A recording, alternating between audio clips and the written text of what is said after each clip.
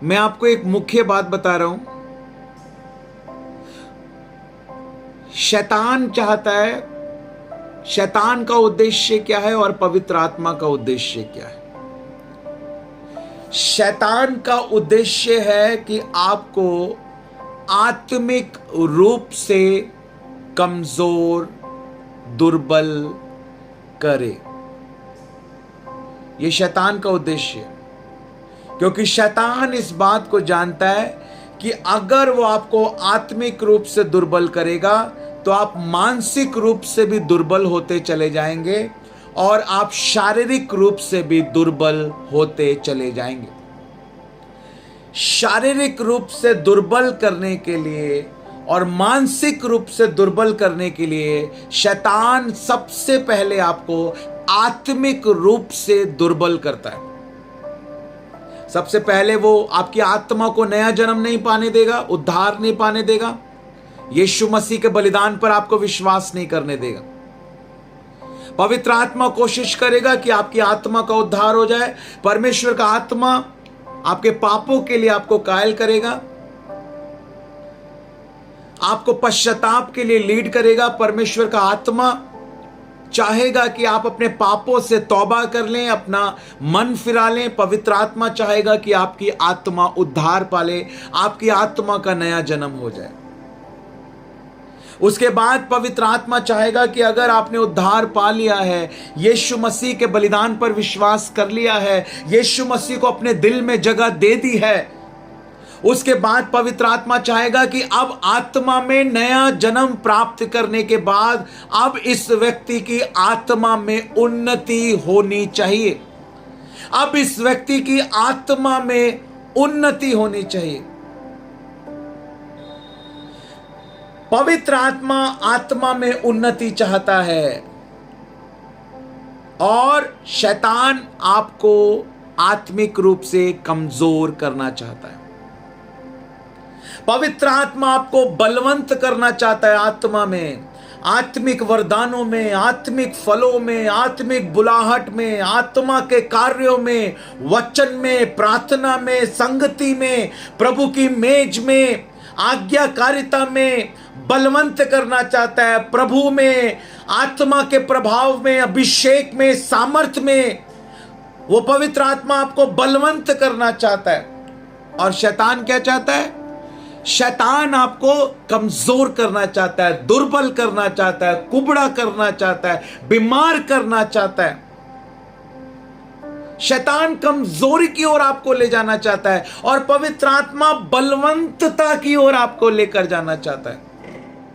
ये दोनों अपोजिट है, एक दूसरे के अपोजिट।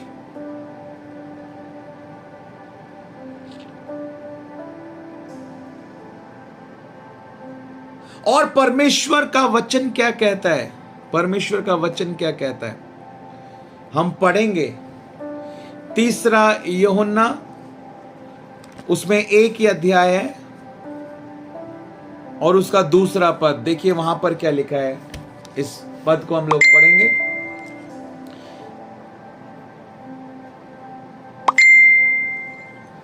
तीसरा यूहन्ना, उसमें 1 ही अध्याय है, 15 आयतें हैं।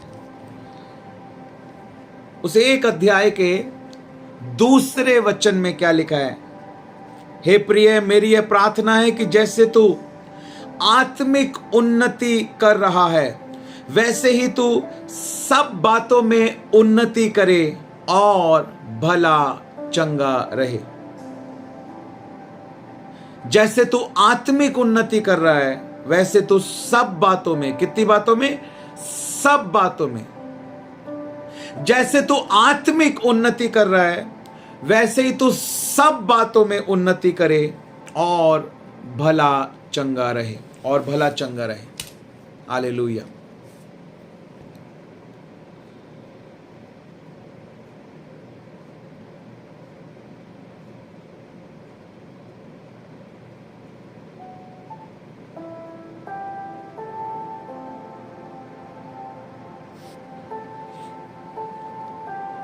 मैं आपको मूल भाषा में, ग्रीक भाषा में समझा रहा हूं इस वचन को, ठीक है?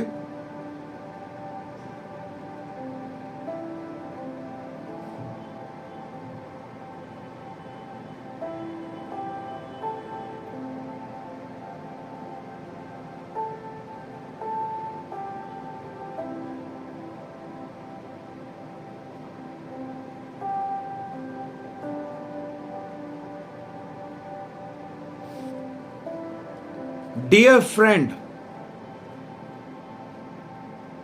I pray that you may enjoy good health and that all may go well with you. Even as your soul is getting along well. मैं आपको मूल भाषा के नियरेस्ट ट्रांसलेशन में लेके जा रहा हूं। ये जो हमने पढ़ा हिंदी में कि जैसे तू आत्मिक उन्नति कर रहा है, सब बातों में उन्नति करे और भला चंगा रहे। ठीक है, ये बिल्कुल सही है और इसको समझना है।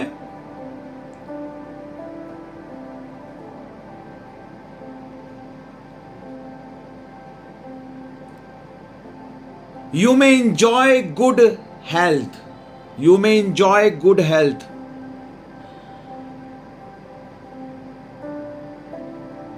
And all that may go well with you even as your soul is getting along well. यानी जैसे तू आत्मा में नया जन्म प्राप्त करने के बाद, हम आत्मिक प्राणी हैं, हमने आत्मा में नया जन्म प्राप्त किया है, विश्वास के द्वारा हमने उद्धार पाया। अब इस उद्धार के कार्य को हमको पूरा करना है, इस उद्धार में हमको बढ़ते जाना है। ठीक है, आत्मा में नया जन्म प्राप्त करने के बाद अब हमें आत्मिक उन्नति करना अनिवार्य है। अगर हम बढ़ेंगे नहीं तो हम मर जाएंगे। अगर हमारी उन्नति नहीं हो रही, इसका मतलब हम मरे हुए हैं। जैसे एक बच्चा जन्म लेने के बाद हर दिन बढ़ता है, हर सेकंड बढ़ता है शारीरिक रूप में, उसका बढ़ना तभी रुकता है जब वो मर जाता है। इसी प्रकार आत्मिक रूप से, आत्मिक जगत में परमेश्वर के राज्य में जन्म लेने के बाद, आत्मा में नया जन्म लेने के बाद अब आत्मिक रूप से भी हमको बढ़ना है। आत्मा में हमको बढ़ना है, आत्मिक उन्नति करनी है, इसलिए वो कभी नहीं रुकनी चाहिए। आत्मिक उन्नति करने के लिए, आत्मा में बढ़ने के लिए हमको गंभीर होना है, हमको आत्मिक उन्नति करनी है। और लिखा है कि जब हम आत्मा में उन्नति करेंगे, क्योंकि अब हम आत्मिक प्राणी हैं, तो अब हमारे शरीर की चंगाई और हमारे मन की शांति हमारे आत्मा की उन्नति के ऊपर निर्भर करती है। इसको लिख लो, लिख लो, लिखो। मैं देखना चाहता हूं, ठीक है, आपको आज ही भेजना है मुझे, आज भेजना है आपको मुझे। जैसे ही लाइव खत्म होगा उसके कुछ देर के बाद अच्छा सा बना के लिख के आपको भेज देना है मुझे, सबका, सब बच्चों का, सबका। ठीक है, क्या लिखना है? हमारे शरीर की चंगाई, लिखो, बड़ा बड़ा लिखो, अच्छा अच्छा लिखो। हमारे शरीर की चंगाई और हमारे मन की शांति, हमारे शरीर की चंगाई और मन की शांति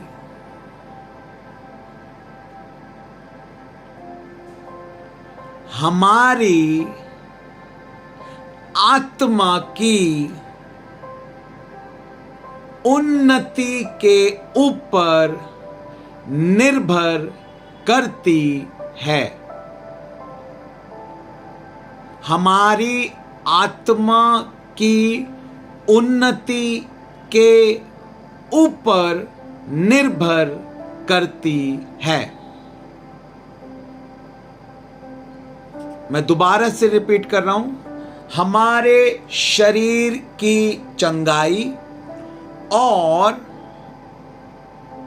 हमारे मन की शांति हमारे शरीर की चंगाई और हमारे मन की शांति हमारी आत्मिक उन्नति के ऊपर निर्भर करती है। हमारी आत्मिक उन्नति के ऊपर निर्भर करती है। यह सीक्रेट है। इस प्रकाशन ने मेरी लाइफ को चेंज किया। इस रेवलेशन ने मेरी लाइफ को चेंज किया। मेरी जो जिंदगी बदली वो इस वचन के द्वारा बदली। मेरी जो जिंदगी बदली वो इस वचन के प्रकाशन के द्वारा बदली कि मेरी शरीर की चंगाई, मेरे मन का आनंद, मेरे मन की शांति, मेरे शरीर की अच्छी सेहत, मेरे मन में अच्छे विचार, शांति, आनंद और जो कुछ मुझे चाहिए मेरे जीवन के लिए, यहां पर वचन में लिखा है भलाई, भला रहेगा और चंगा रहेगा। यानी एक्सपोजिटरी बाइबल में इसका एक्सप्लेनेशन लिखा है कि हर वो चीज जिसकी एक मनुष्य को आवश्यकता है वो भरपूरी के साथ उसके पास होगी। लिख लो इस बात को। हर वो चीज, लिखो, हर वो चीज जिसकी, लिखना है, ये लिखना है, मैं देखूंगा सारे नोट्स में। ये जरूरी बातें हैं, ये पूरे एक पेपर पे लिखने वाली बातें हैं। क्या बोला मैंने? हां,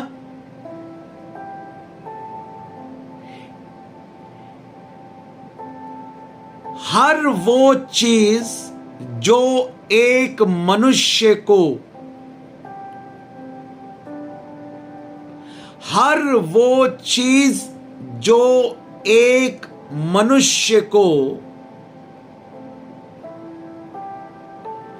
बहुतायत का जीवन जीने के लिए चाहिए, हर वो चीज, हर वो चीज जो एक मनुष्य को, हर वो चीज जो एक मनुष्य को बहुतायत का जीवन जीने के लिए चाहिए,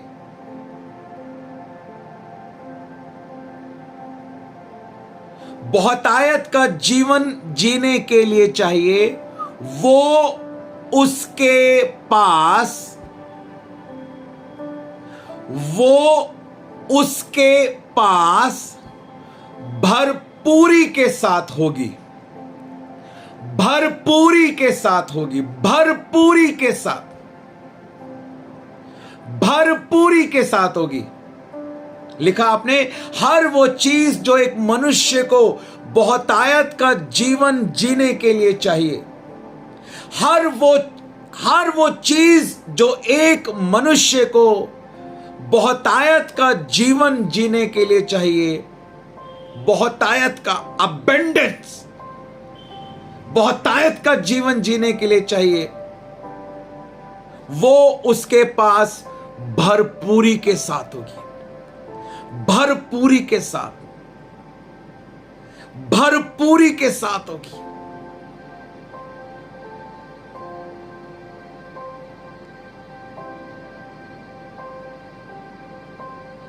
कब? जब उसकी आत्मिक उन्नति होगी। हालेलुया। ये बाइबल का एक्सप्लेनेशन है, बाइबल का एक्सप्लेनेशन बता रहा हूं मैं आपको।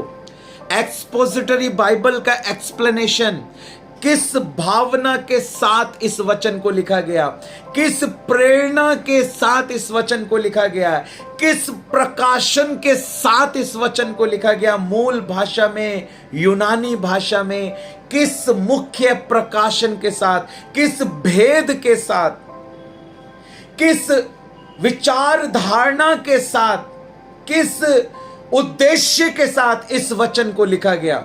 इस एक वचन ने मेरा जीवन बदला था, इस एक वचन ने। और इस एक वचन के प्रकाशन ने जब मेरे जीवन में काम किया ना, मेरी पूरी जिंदगी चेंज हो गई। तब से पूरी जिंदगी चेंज हो गई, पूरी जिंदगी, पूरी लाइफ मेरी चेंज हो गई इस प्रकाशन को पाने के बाद।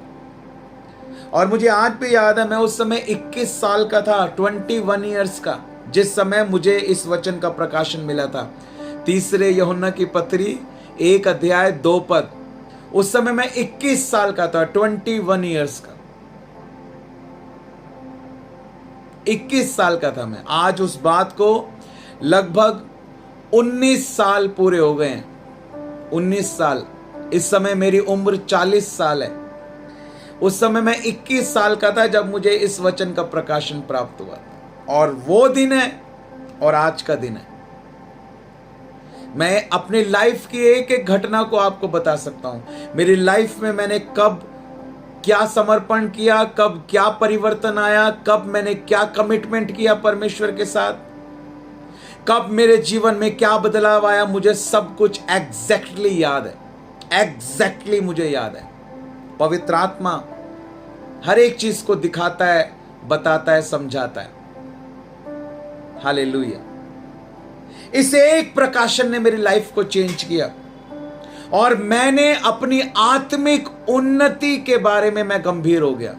फिर जहां जहां हमने होली स्पिरिट सेमिनार किए, मैंने इसी वचन को लेकर प्रचार किया। जहां जहां मैं जिस जिस देश में गया, जिस जिस राज्य में गया, जिस जिस शहर में गया, जिस जिस गांव में गया, यहां तक कि जब मैं टेलीविजन के ऊपर 140 देशों में मैंने प्रचार किया, टेलीविजन के माध्यम से मैंने इसी वचन को आधार बनाकर प्रचार किया। इसी वचन को आधार बनाकर मैंने प्रचार किया परमेश्वर के वचन को। क्योंकि जब हमारी आत्मिक उन्नति होगी तो सब बातों में उन्नति होगी। ये वचन में लिखा है, जैसे तेरी आत्मिक उन्नति होगी सब बातों में उन्नति होगी। और मूल भाषा से जब मैंने इस वचन को समझा, मैं समझ गया, अगर मुझे चंगा रहना है, अगर मुझे अच्छी बॉडी चाहिए, मुझे अच्छा फिजिक चाहिए, अच्छी सुंदरता चाहिए, अच्छा हैंडसम मुझे दिखना है, अच्छी सेहत मुझे चाहिए, अच्छा शरीर चाहिए, बीमारियों से मुक्त, दवाइयों से मुक्त, कमजोरियों से मुक्त, मैं समझ गया। अगर मुझे मन में शांति चाहिए, लोग तो बोलते रहेंगे, लोग तो, शैतान तो लोगों का इस्तेमाल करेगा, लोग तो बोलते रहेंगे, ये चीजें होती रहेंगी, लेकिन अगर मुझे मेरे मन में शांति चाहिए, अगर मुझे प्रभु का आनंद चाहिए, हालेलुया, तो ये सारी चीजें सिर्फ मेरी आत्मिक उन्नति के ऊपर निर्भर करती हैं, मेरी आत्मिक उन्नति के ऊपर निर्भर करती हैं।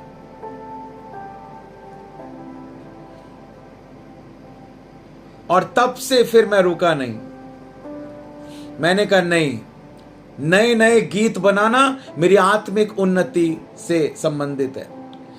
बाइबल को 5 घंटे, 6 घंटे, 7 घंटे, 8 घंटे पढ़ना मेरी आत्मिक उन्नति से रिलेटेड है। सुबह उठकर प्रार्थना करना मेरी आत्मिक उन्नति से रिलेटेड है। उपवास रखना मेरी आत्मिक उन्नति से रिलेटेड है। हर संडे चर्च जाना, आराधना करना मेरी आत्मिक उन्नति से रिलेटेड है। सुसमाचार सुनाना, अपनी बुलाहट को पूरा करना, अपनी बुलाहट में चलना, आगे बढ़ना, ये मेरी आत्मिक उन्नति से रिलेटेड है।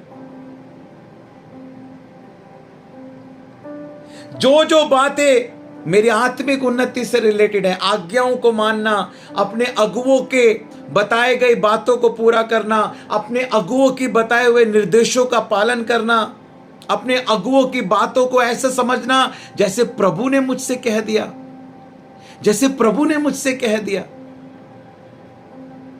जब मुझे कोई पास्टर बोलता था कुछ करने के लिए, कोई अगुआ परमेश्वर का दास बोलता था, मुझे ऐसा लगता था जैसे प्रभु ने मुझसे कह दिया हो।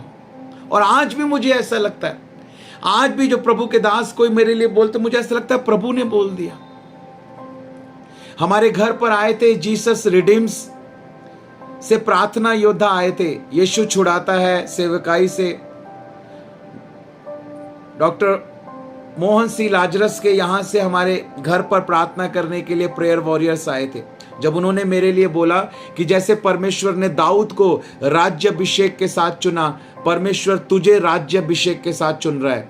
जैसे दाऊद घर में सबसे छोटा था, मैं घर में सबसे छोटा हूं। और उन्होंने मेरे लिए प्रोफेसी की, और मेरे सिर पर तेल डालकर मुझे अभिषेक किया। मेरे घर पर आकर, जैसे दाऊद के घर पर जाकर शमूएल ने अभिषेक किया था, उन लोगों ने मेरे घर पर आकर मुझे अभिषेक किया। तो मेरी लाइफ में टेस्टिमनी बहुत ज्यादा है, भरा हुआ है, मेरी जिंदगी गवाहियों से भरी हुई है। मेरे घर पर आकर मेरा राज्य अभिषेक किया गया, मेरे घर पर आकर मेरे सिर पर तेल डालकर मेरा राज्य अभिषेक किया गया। Kings anointing. और जब उन्होंने मुझसे ये बात कही, मुझे ऐसा लगा जैसे प्रभु ने मुझसे कहा।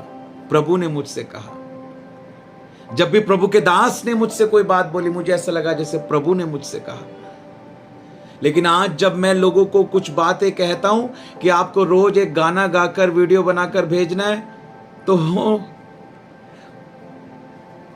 आपको गवाही देकर वीडियो बनाकर भेजना है, उनको लगता है पास्टर जी बोल रहे हैं, कोई मनुष्य बोल रहा है।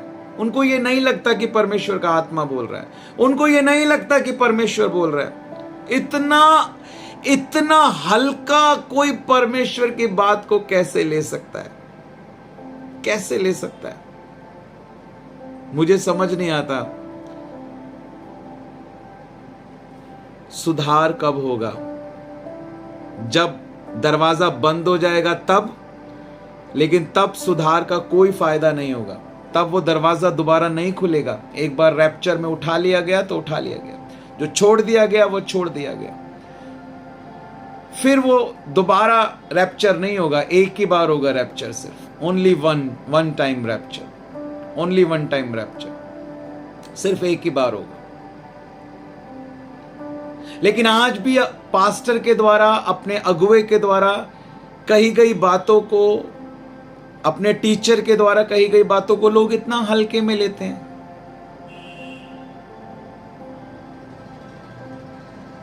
एक प्रभु का गीत गाने के लिए तो आपको बोल रहे हैं कि एक गीत गाओ, छोटी सी वीडियो बनाओ और डालो, लेकिन नहीं डालते लोग। क्या बहन पूजा नहीं डाल सकती? गीत गाकर, वीडियो बनाकर ग्रुप में नहीं डाल सकती बहन पूजा? बताइए, डाल सकती है? नहीं। भाई ओमेंद्र नहीं डाल सकते? भाई ओमेंद्र क्या गीत गाकर, वीडियो बनाकर ग्रुप में नहीं डाल सकते? बताइए। बहन पूजा नहीं डाल सकती? बहन आरती नहीं डाल सकती? भाई राहुल क्या गीत गाकर, वीडियो बनाकर नहीं डाल सकते? बहन संगीता क्या गीत गाकर, वीडियो बनाकर नहीं डाल सकती? बहन सरिता क्या गीत गाकर, वीडियो बनाकर नहीं डाल सकती? बहन रेनू क्या गीत गाकर, वीडियो बनाकर नहीं डाल सकती? नहीं डाल सकते? क्या आप लोग नहीं डाल सकते? बताइए।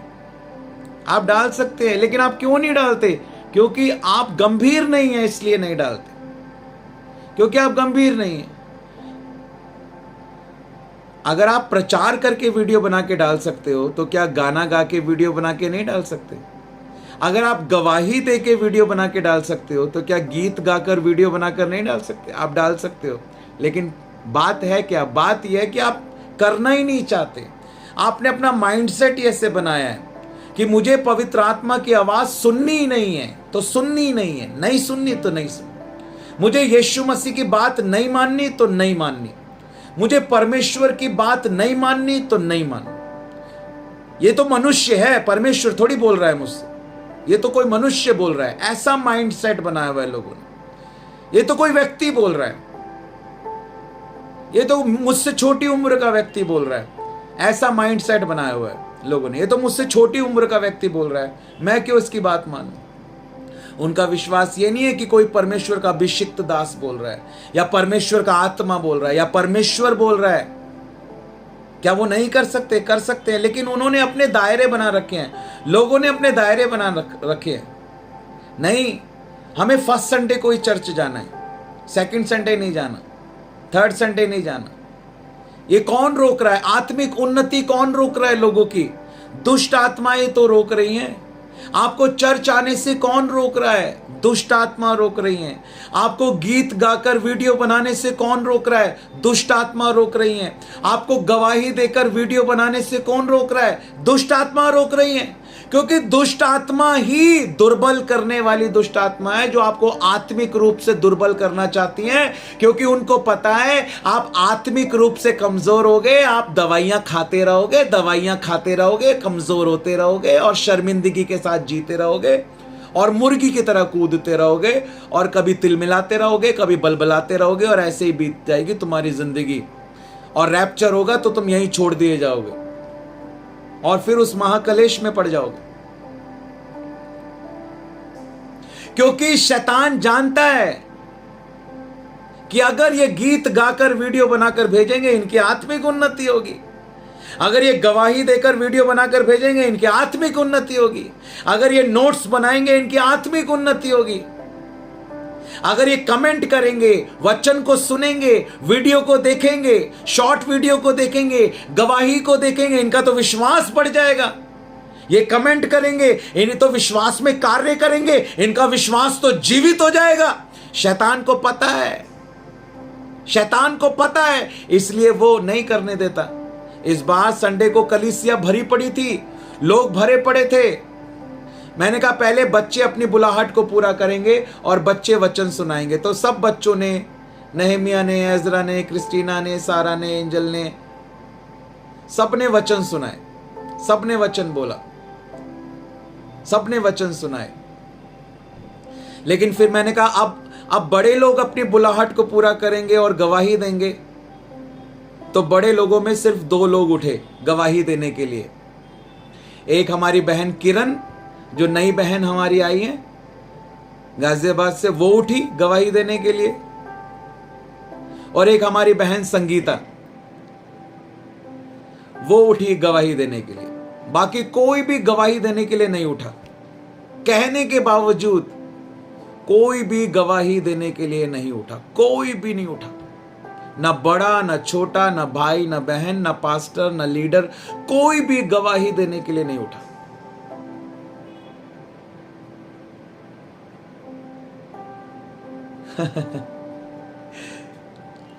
तो ये बातें कितनी गंभीर बातें हैं।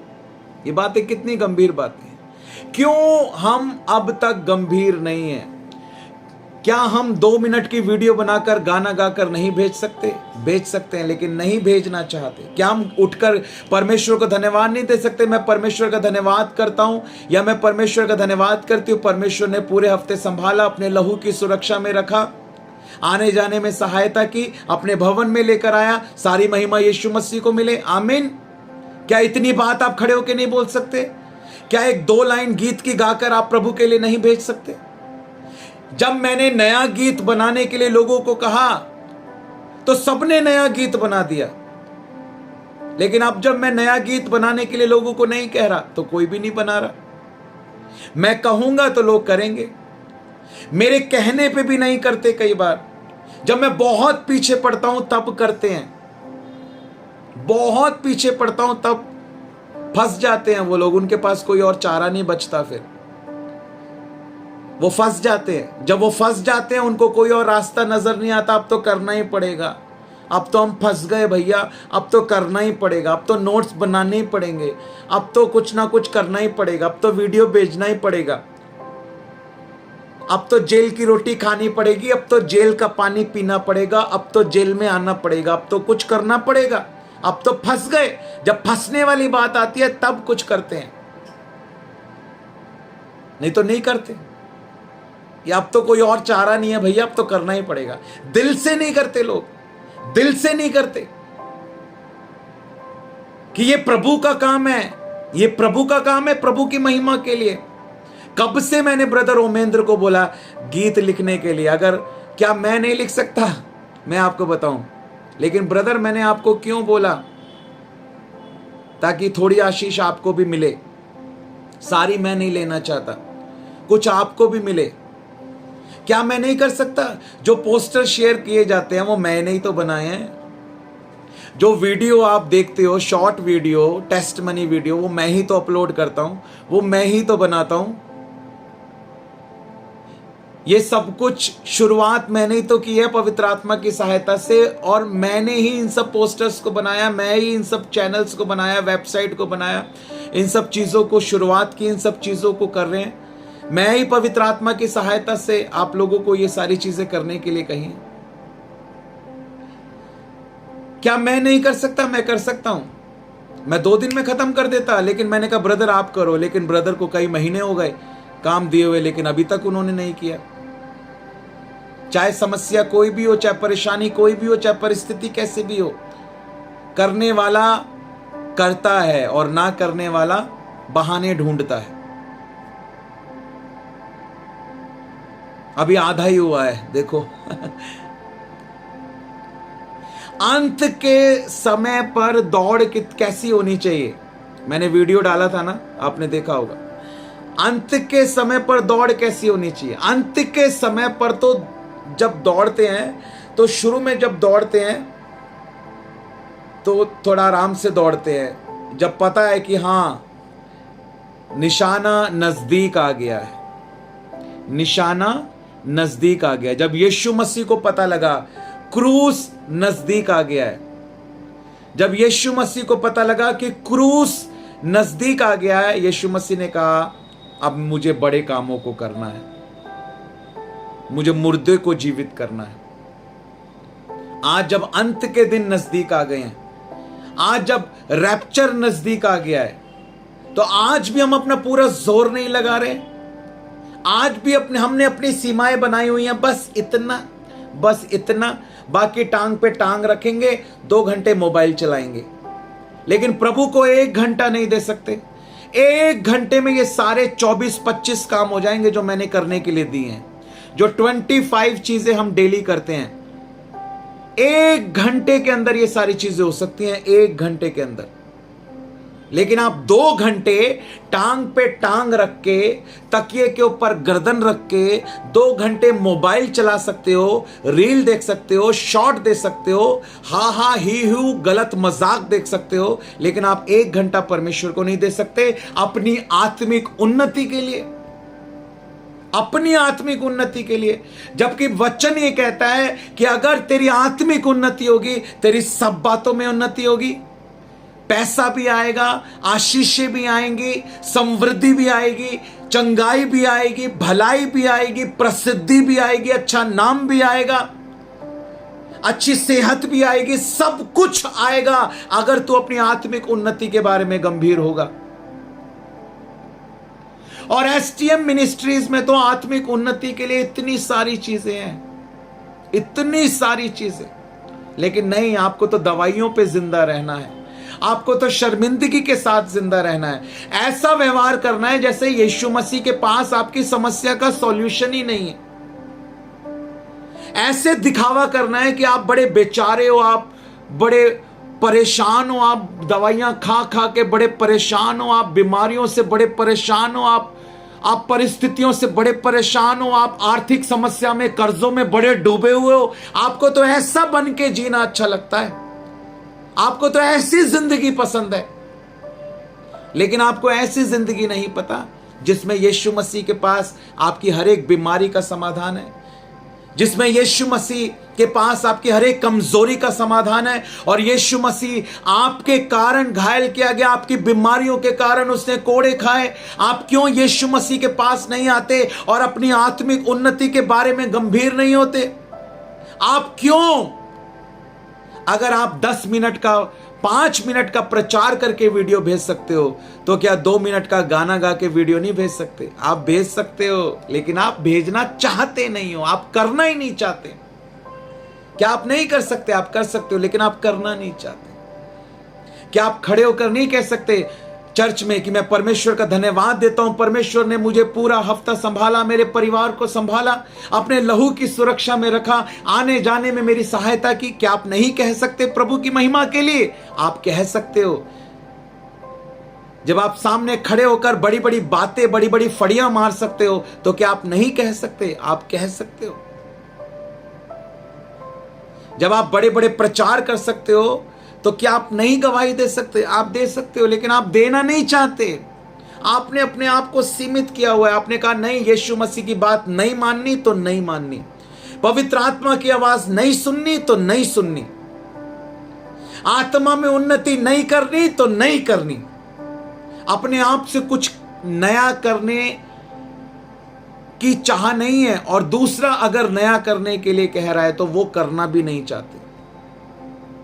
अपने आप आगे बढ़ना नहीं चाहते, दूसरा हाथ पकड़कर आगे खींच रहा है, आ जाओ आ जाओ आ जाओ, तब भी नहीं चल रहे, तब भी आगे नहीं चल रहे।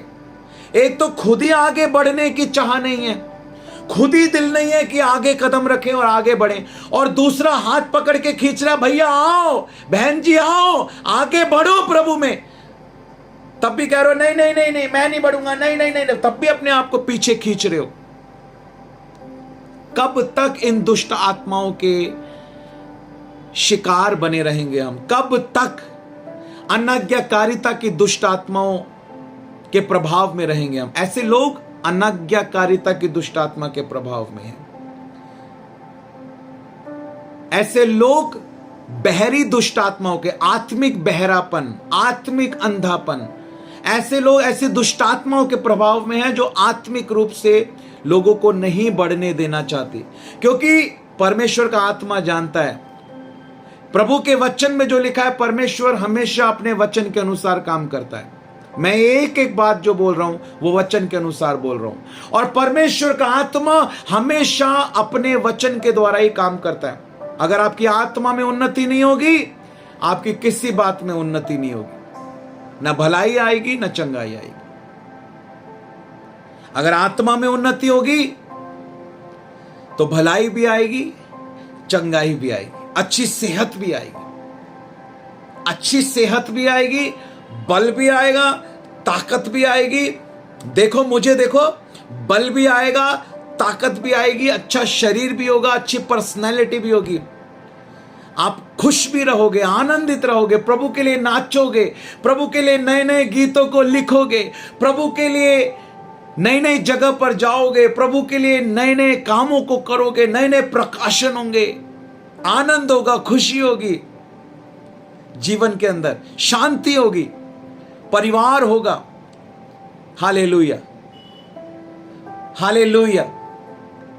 जहां आत्मिक उन्नति होगी वहां सब बातें होंगी, धन होगा, आशीष होगी, सब कुछ होगा, समृद्धि होगी, क्योंकि हर एक आशीष, चाहे वो आर्थिक हो, चाहे वो सामाजिक हो, चाहे वो भौतिक हो, चाहे वो शारीरिक हो, चाहे मानसिक हो, कैसी भी आशीष क्यों ना हो, वो आत्मिक आशीषों से जुड़ी है। इसलिए प्रभु के वचन में लिखा है कि यीशु मसीह में हमें सभी आत्मिक आशीषें दी जा चुकी हैं। अब उन आत्मिक आशीषों को जब हम प्राप्त करेंगे विश्वास के साथ, तभी उन आत्मिक आशीषों से मानसिक आशीषों के रास्ते खुलेंगे, उन आत्मिक आशीषों से शारीरिक आशीषों के रास्ते खुलेंगे। शारीरिक आशीषों के रास्ते, मानसिक आशीषों के, आनंद के, खुशी के, शांति के रास्ते आत्मिक आशीषों से खुलेंगे, और आत्मिक आशीषें यीशु मसीह में हमें दी जा चुकी हैं। हमें विश्वास करना है और अपनी आत्मिक उन्नति के बारे में गंभीर होना है, अपने आत्मिक जीवन के बारे में गंभीर होना है। हालेलुया। अपने आत्मिक उन्नति के बारे में गंभीर होना है। लोग चर्च नहीं आते, लोग चर्च नहीं आते, और जो आते हैं उनको रोकना चाहते हैं। मुझे बड़ा बुरा लगा ये सुनकर कि जो लोग चर्च आ रहे हैं उनको भी रोका जा रहा है कि आप क्यों हर संडे को चर्च जा रहे हो, आप क्यों हर संडे को चर्च जा रहे हो। पास वाले तो जाते नहीं है हर संडे को चर्च, तुम दूर वाले क्यों हर संडे को चर्च जा रहे हो। कितने दुख की बात है कि लोगों की मेंटेलिटी कैसी है, लोगों की सोच कैसी है। वो आत्मिक उन्नति लोगों की रोकना चाहते हैं। कौन काम कर रहा है उनके अंदर? शैतान काम कर रहा है, दुष्ट आत्मा है उनके अंदर दुष्ट आत्मा काम कर रही है। कौन नहीं चाहता कि आत्मिक उन्नति हो? दुर्बल कौन करता है? कमजोर कौन करता है? ये दुर्बल करने वाली दुष्ट आत्मा होती है। क्योंकि परमेश्वर को पता है कि यदि हमारी आत्मिक उन्नति होगी तो सब बातों में उन्नति होगी। और चर्च जाने से हमारी आत्मिक उन्नति होती है। चर्च जाएंगे तब वचन को सीखेंगे, चर्च जाएंगे तब संगति होगी, चर्च जाएंगे तभी पवित्र लोगों के साथ प्रार्थना होगी, चर्च जाएंगे तभी प्रभु भोज में भाग ले पाएंगे। तो प्रेरितों के काम की पुस्तक के 2 अध्याय के 42 पद में जो आत्मिक उन्नति के 4 बातें लिखी हैं कि वो प्रेरितों से शिक्षा पाने, संगति रखने, रोटी तोड़ने और प्रार्थना करने में लौलीन रहे। ये चारों बातें तो चर्च में ही होती हैं और तुम चर्च ही नहीं आते। तो प्रेरितों से शिक्षा कैसे पाओगे, संगति कैसे रखोगे, रोटी कैसे तोड़ोगे और प्रार्थना कैसे करोगे? क्योंकि ये सभी बातें तो चर्च में होती हैं। तो आत्मिक उन्नति नहीं होगी।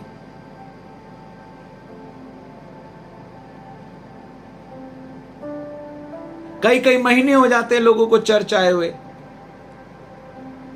लोग अपनी आत्मिक उन्नति के बारे में गंभीर नहीं है और फिर कहते हैं कि ये प्रॉब्लम और वो प्रॉब्लम, पैसा नहीं है और ये नहीं है। पैसा आएगा कहां से? पैसा तो तब आएगा ना जब तुम अपनी आत्मिक उन्नति के बारे में गंभीर होगे। अगर तुम चर्च जाने के बारे में ही गंभीर नहीं हो तो पैसा कहां से आएगा?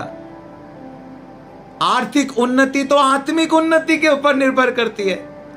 आर्थिक उन्नति, पैसे की उन्नति, आशीष तो होगी ही नहीं आर्थिक उन्नति, क्योंकि तुम्हारी आत्मिक उन्नति नहीं हो रही। तुम चर्च ही जाने के बारे में गंभीर नहीं हो। तुम एक गाना गा के 2 मिनट का वीडियो बनाकर भेज नहीं सकते। तुम अपनी आत्मिक उन्नति के बारे में गंभीर नहीं हो।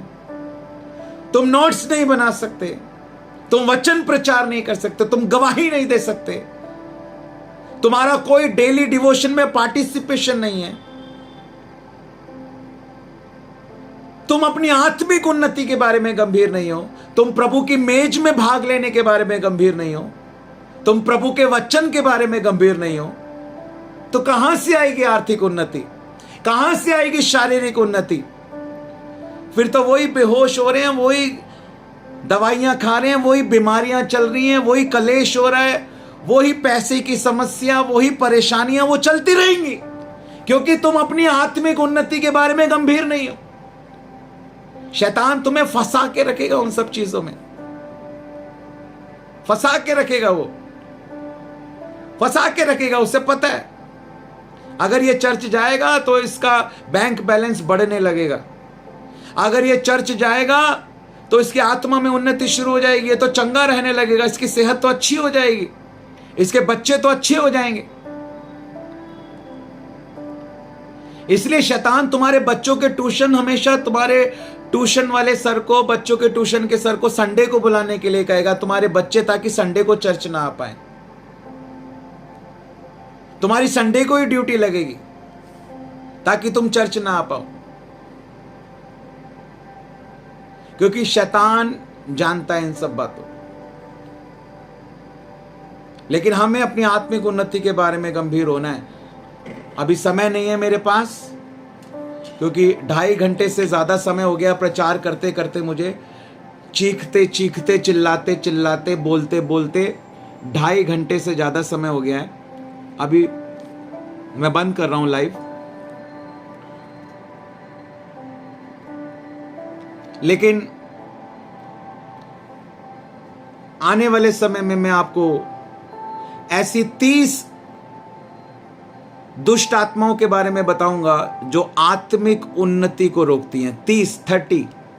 30 ऐसी दुष्ट आत्माएं जो आत्मिक उन्नति को रोकती हैं।